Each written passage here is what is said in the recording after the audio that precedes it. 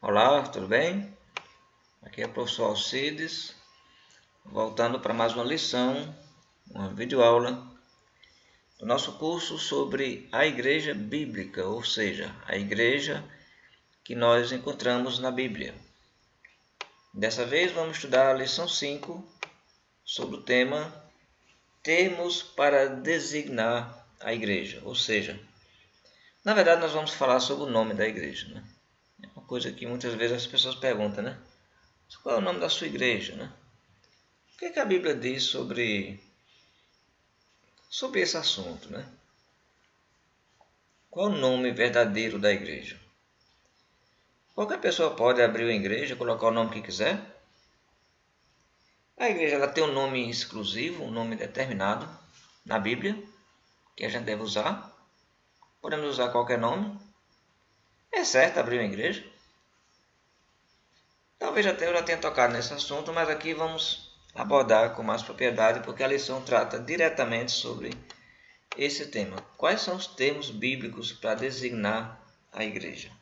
Bem, se a igreja é bíblica, se a igreja pelo menos for bíblica, ela vai buscar toda a sua base na Bíblia, inclusive em relação à sua identificação, né, seus nomes.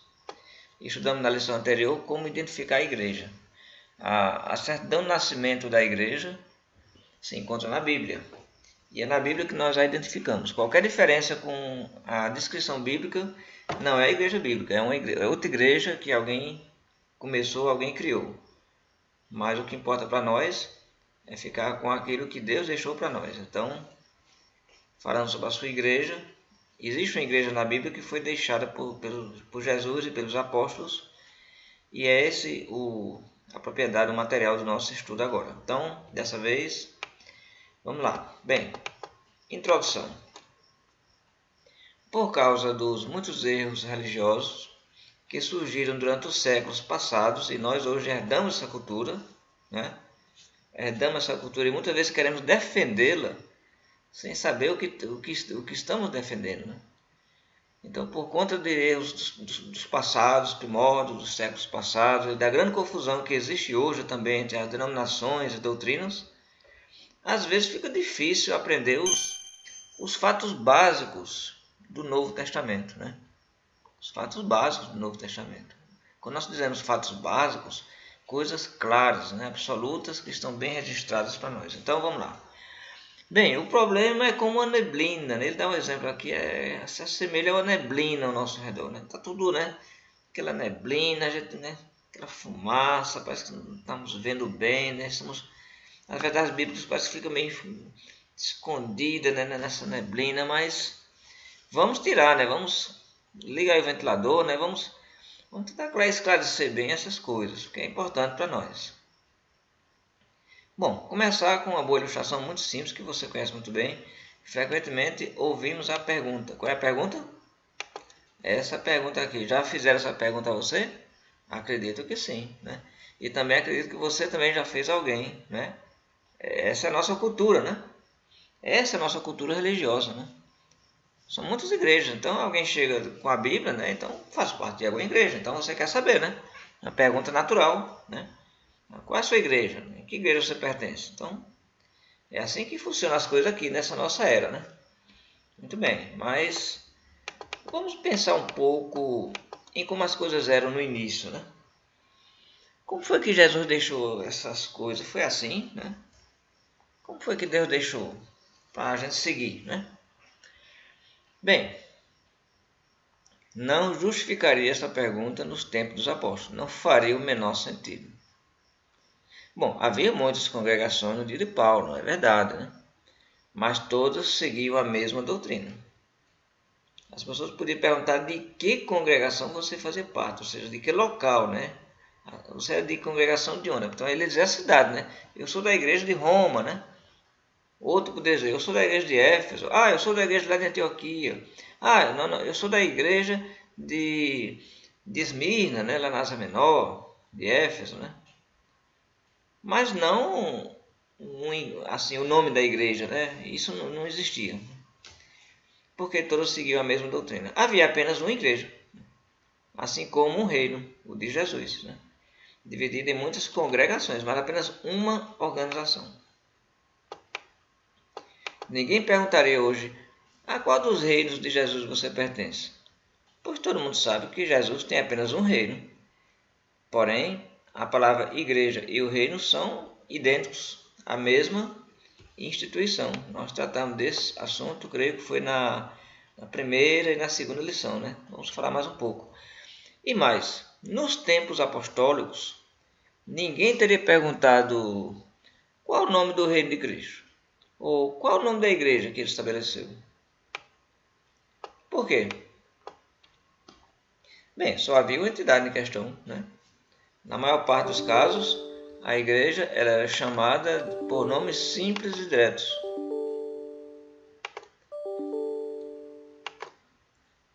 A expressão igreja designava um corpo de pessoas chamadas do mundo através do Evangelho de Cristo, um povo sobre o qual ele reinava e no qual habitava o Espírito Santo.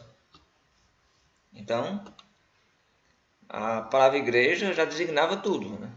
Somos parte da igreja. Qual é a igreja? A igreja de Jesus, a igreja de Cristo. Então vamos ver aqui os nomes da igreja. Quais são algumas outras expressões bíblicas usadas em relação à igreja, né? São expressões que a gente vai encontrar na Bíblia, né? Esses termos nós tratamos dele na primeira lição, né? Deu certo, né? Então, muito bem, vamos lá. Primeira coisa, uma das primeiras expressões da igreja é também chamada de reino, né? A igreja também é chamada do reino. A igreja é o reino é a igreja. Esse mesmo corpo de pessoas era frequentemente chamado o reino. Encontramos na Bíblia, claro, sim, 1 Coríntios. Vamos para 1 Coríntios, capítulo 15, versículo 24. 1 Coríntios, capítulo 15, versículo 24, ele vai dizer assim, falando sobre quando Jesus voltar, veja só.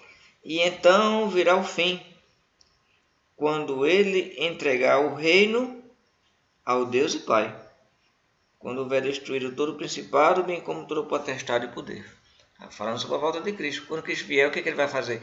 Ele vai estabelecer seu reino lá em Israel, como alguns dizem e pensam. A palavra aqui está dizendo totalmente diferente. Não, ele não vai estabelecer seu reino, ele já fez isso. Jesus veio estabelecer seu reino e estabeleceu. Por acaso Jesus, a profecia indicava claramente, nós vimos, né, em Jerusalém, por acaso Deus ia falhar nas suas promessas, nas suas profecias, falhar, dar errado e ser adiado para depois? Isso não faz o menor sentido, jamais. Deus não falha, nós falhamos, Deus não. O reino foi estabelecido. Então, quando Cristo vier, o que é que ele vai fazer? Ele vai pegar o reino e entregar a Deus, né? Ele vai entregar o reino a Deus. E nesse momento é bom, muito bom, viu, que eu e você estejamos nele, né? Que é a sua igreja, vai ser entregue a Deus, né? Temos também um texto do livro de Hebreus. Vamos ver essa passagem do livro de Hebreus, capítulo 12. Né? Hebreus, capítulo 12, versículo 28. Eu vou ler para vocês, vai dizer assim. Por isso, recebendo nós um reino inabalável. Veja o que está escrito aqui.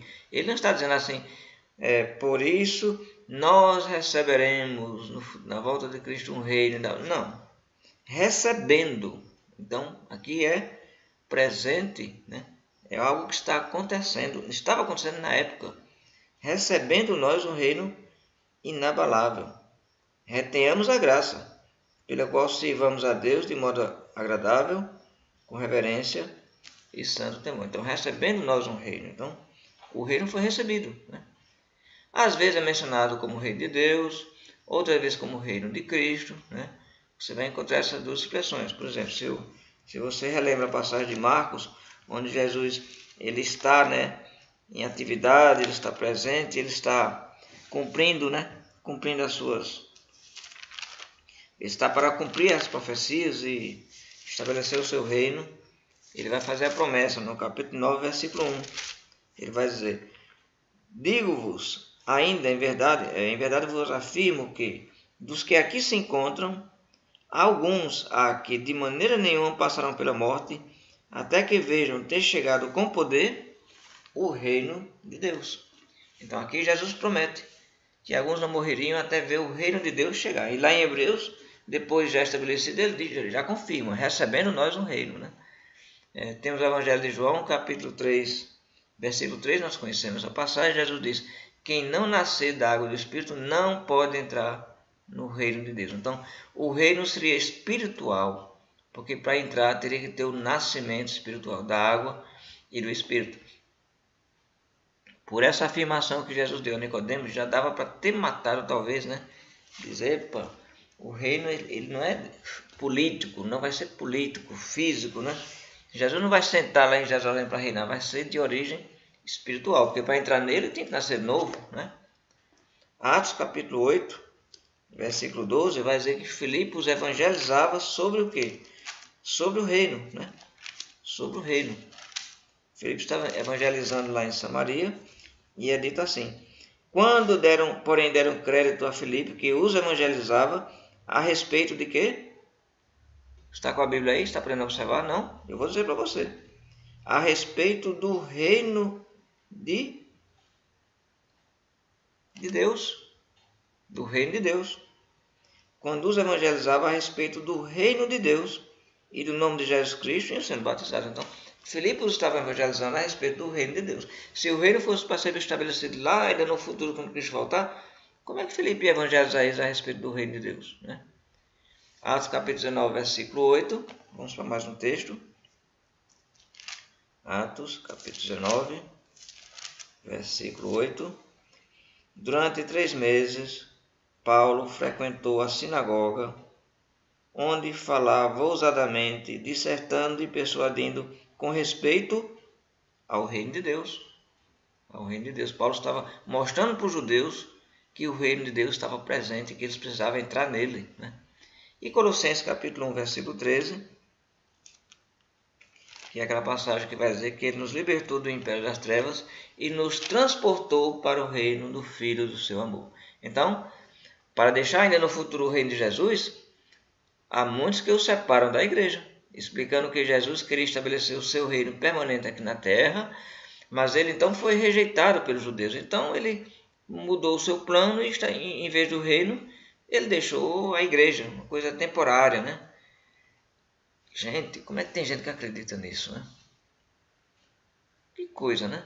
Então quer dizer que Deus tem seus planos, mas aí o homem vai e faz com que Deus mude, e ele faz uma coisa diferente do que ia fazer, e as profecias que estavam todas indicando naquele momento, como é que fica isso, né? Poxa vida, não, de forma nenhuma, né? Então, tal argumento não tem base bíblica. Pelo que nós lemos aqui, essas passagens, eu creio que são mais que suficientes para a gente ver que não tem base bíblica, porque o apóstolo Paulo afirmou usando o tempo passado. Veja aqui a passagem de Colossenses. O tempo passado. Ele nos libertou do império das trevas e nos transportou para o reino do Filho do seu amor. Ele está falando para os colossenses, para a igreja em Colossenses, igreja em Colosso, na cidade de Colosso, cristãos, membros da igreja que já tinham sido convertidos. Então, eles já tinham sido transportados para o reino. Para o reino. E o que é que acontecia no reino? O que é que tinha no reino? A redenção, a remissão dos pecados, né? Porque você entra espiritualmente, nasce espiritualmente e recebendo a salvação, a remissão dos pecados. É óbvio, portanto, que o reino já existia no dia de Paulo, pouco tempo depois de Cristo. E é claro também que o reino é constituído de pessoas salvas, convertidas, né? Lavadas pelo sangue de Jesus. Mas em 1 Coríntios, capítulo 1, versículo 2, lemos que a igreja é constituída dos santificados, dos salvos, né? Quando Paulo escreve para a igreja em Corinto, ele diz aos salvos santificados em Cristo Jesus. O que significa que é o mesmo grupo de pessoas com aquele tão esperado reino. O mesmo grupo, a mesma entidade. Enfim, não deve ser a igreja e o reino a mesma coisa? Está mais que claro, né? Sim, a igreja é o reino. A igreja está mostrando que é um corpo de pessoas. E essas pessoas formam o reino espiritual de Jesus, no qual ele reina absoluto e soberano. Então, ela é a igreja outro termo também é a igreja de Jesus Cristo ou simplesmente de Cristo, né? Ou igreja de Deus, são termos bíblicos, né? Então você está percebendo que não existe uma marca, né? A igreja não foi criada com uma marca exclusiva. Existem termos que a definem. Aqui a igreja, mas qual é a igreja? Bom, só tem uma, ela é Jesus. Não conheço outra, né? Então, Jesus mesmo disse, nessa pedra edificarei a minha igreja. Mateus 16, 18. O apóstolo Paulo, falando das congregações na região onde estava, então escreveu, as igrejas de Cristo vos saúdam. Romanos 16, 16. Paulo estava falando de várias igrejas que ele conhecia e visitava, dizendo que as igrejas saudavam aqueles irmãos em Roma. A preposição de, como usar aqui, indica propriedade ou domínio, ou seja, quem é o proprietário da igreja? É o fundador? É o pastor presidente? Não, é Jesus. A igreja é uma entidade espiritual, Jesus é o proprietário. Ninguém pode abrir uma igreja que já foi aberta, já tem marca, já tem patente, né? Nós podemos ter uma congregação. Lembra daquele exemplo que eu dei da franquia, né? E de uma empresa, né? Que você não pode abrir uma empresa em nome de uma empresa que já existe. Você não pode abrir uma loja e colocar o nome Lojas Americanas. Você não pode fazer isso. Você não pode abrir uma loja e colocar assim, como é que é aquela Magazine Luiza, né? O Eletroshop. Você não pode fazer isso, já existe. Você pode ter uma franquia, isso você pode, né? Mas aí você tem que seguir o modelo da loja. A loja não é sua, você não pode fazer o que você quiser nela. Você tem a franquia e tem que seguir o modelo, o padrão. É exatamente isso. A igreja já tem a franquia de Deus e Cristo, Ele é o proprietário. Nós simplesmente podemos ter uma congregação dessa igreja. E aí, meu amigo, minha amiga, não cabe a você, nem a pastor presidente, nem a ninguém querer fazer a igreja a seu modo. Não cabe. A igreja já tem o seu padrão na Bíblia. Tem que seguir. Tem que seguir, porque o dono ordenou, Jesus Cristo. Então Jesus é o proprietário da igreja, pois comprou-a com seu próprio sangue, né? Alguém tem um preço assim semelhante para comprar alguma igreja? Não tem, né? Por isso, quando falamos da igreja de Jesus ou igreja de Cristo, preste bem atenção. Não estamos nos referindo a uma organização humana, tipo uma denominação, mas a um corpo espiritual de pessoas, da qual Jesus é fundador e proprietário. Enfim, a igreja bíblica, a igreja de Cristo, não é uma denominação, não é um partido. É simplesmente um corpo de pessoas que se reúnem e cuja base é Cristo e a sua igreja. Não é uma igreja, a gente não cria uma igreja, a gente não é inventar uma igreja, entende? Então a Bíblia se refere também à igreja como a noiva ou esposa de Cristo. É outra expressão que encontramos também. Efésios capítulo 5, versículo 23 e 32, nós encontramos bem essa expressão. Vamos ver aqui. Efésios capítulo 5, versículo 23 a 32, ele fala da relação entre marido e mulher e ele compara com Jesus e a sua igreja. Então ele mostra a relação como que Jesus como que a igreja é a esposa de Cristo. Eu vou ler aqui alguns passos aqui, veja como diz, alguns versículos. Ele vai dizer, as mulheres sejam submissas a seu marido como ao Senhor, porque o marido é o cabeça da mulher, como também é Cristo o cabeça da igreja, sendo este mesmo o Salvador do corpo. Como, porém, a igreja está sujeita a Cristo, também estejam as mulheres sujeitas, sejam em tudo submissas ao seu marido. Marido, amai vossa mulher, como também Cristo amou a igreja e a si mesmo se entregou por ela. Então, nota que ele está fazendo a relação entre marido e mulher, Cristo e sua igreja. Ou seja, a igreja é a noiva de Cristo. E a gente vai ver bem essa imagem, né, em Apocalipse. Quando falamos da sua esposa, referindo-nos à igreja que pertence a Jesus, exaltando-a por ser sua noiva e homenageando a Cristo, o seu marido, né, no sentido simbólico. Se referíssemos à igreja usando nomes dados pelos homens, humilharíamos a noiva espiritual do Senhor, menosprezando o marido. Você entende isso? Imagine uma situação, vamos criar aqui uma imagem, uma situação, um exemplo, para ficar bem claro isso. Imagine que você vai visitar um casal, certo? São amigos seus, marido e mulher, são amigos seus, você vai visitá-los. E quando está lá na casa deles, você acha a esposa dele parecida com alguém, né? E aí você usa um apelido para se referir a ela, você usa um apelido. Você, em vez de você chamá-la pelo nome, você fica chamando pelo apelido porque ela parece com alguém. O que você acha que o marido ia achar, hein? Você acha que ele ia gostar? Ele ia achar graça nisso? Com certeza não, né? Com certeza não. Apelidos nem sempre são bem-vindos. As pessoas muitas vezes, né, gostam de serem chamadas pelo nome, né? Por que fazer isso com a igreja? Dar nome que Jesus não deu.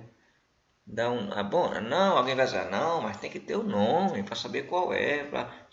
Bem, veja bem. Se estamos aplicando a cultura do mundo, tudo bem, né?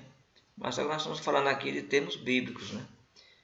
Eu posso dizer aqui um grande número de congregações que eu conheço que estão seguindo esse princípio, se reúnem pelo mundo inteiro, vários países, não usam marca em nomes e não existe nenhum problema com a sua identificação. Todos conseguimos identificar, né? O local é a base de identificação, a igreja do bairro tal, a igreja na cidade tal, mas a igreja é a igreja, já diz tudo, de Jesus. A gente não pode dar nome a uma coisa que não é nossa. Esse é o ponto, entende? Entenda bem isso. Você, nenhum homem pode dar nome a algo que não pertence a ele. É como aquele exemplo que eu dei da franquia, né? Eu vou abrir uma franquia das lojas americanas, certo? Comprei lá a franquia, aí eu olho assim e digo, não gostei de nome americana não, eu vou colocar europeia, eu gosto mais da Europa, vou colocar lojas europeias. Vou mudar esse nome. Eu perco minha franquia, a não ser que eu retorne, não posso fazer isso, entende? Então, se a gente entende bem isso em meios de empresas aqui nesse mundo, como é que não podemos, né, queremos fazer diferente com a igreja de Jesus? A igreja que tem dono, não pode. Então, ninguém pode dar um nome para a igreja, esse é o ponto. E os nomes das igrejas de hoje? De onde vieram? E a quem presta homenagem? Bem, nós temos aqui alguns exemplos, certo? Me desculpe se o nome da sua igreja estiver citado aqui, nós não estamos aqui ofendendo, nem estamos aqui desprezando, estamos apenas, isso aqui são informações reais, verdadeiras, né? Da origem do nome, certo? Por exemplo, a presbiteriana é o nome tirado de um sistema de organização, que vem de presbíteros, correto? Alguém vai dizer, então, mas a Bíblia diz que a igreja tem presbíteros. Sim, a Bíblia diz que a igreja tem presbíteros, é verdade. Mas a Bíblia, em nenhum momento, você vai encontrar esse nome da igreja na Bíblia. Nem metodista, né, que vem de um método de estudo bíblico. Batista. Alguém vai dizer, mas tem João Batista. É verdade. Mas João Batista não fundou a igreja, né? João Batista não fundou a igreja. Quem fundou a igreja foi Jesus. Quem prometeu fundar foi Jesus, né? Não, mas batista vem da forma de batismo por sepultamento em água. E a igreja batiza por sepultamento em água. É verdade, a igreja batiza por sepultamento em água, mas a igreja nunca foi chamada de igreja batista. Você pode ver na sua Bíblia, até Apocalipse, não existe nenhum trecho que a igreja era a igreja batista. A igreja não era a igreja batista, nunca foi, né? Isso veio séculos depois. Luterana já está dizendo de onde vem esse nome, né? De Martinho Lutero, mas veja aí, olha, contra o seu expresso desejo.